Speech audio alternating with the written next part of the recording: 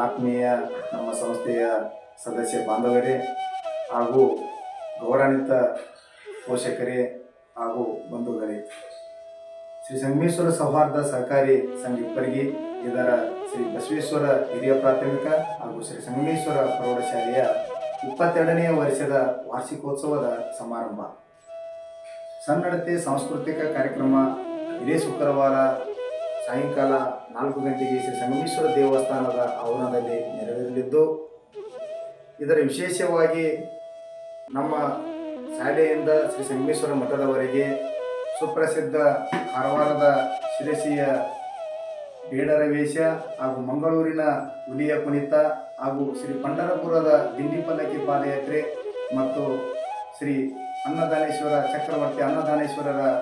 ಭವ್ಯ ಚಿತ್ರ ಮೆರವಣಿಗೆಯೊಂದಿಗೆ ಕಾರ್ಯಕ್ರಮ ನೆರವೇರಲಿದ್ದು, ಈ ಕಾರ್ಯಕ್ರಮಕ್ಕೆ ಎಲ್ಲರೂ ಆಗಮಿಸಬೇಕೆಂದು ನಮ್ಮಲ್ಲಿ ನಮ್ರವಾಗಿ ವಿನಂತಿಸಿಕೊಳ್ಳುತ್ತಿದ್ದೇವೆ.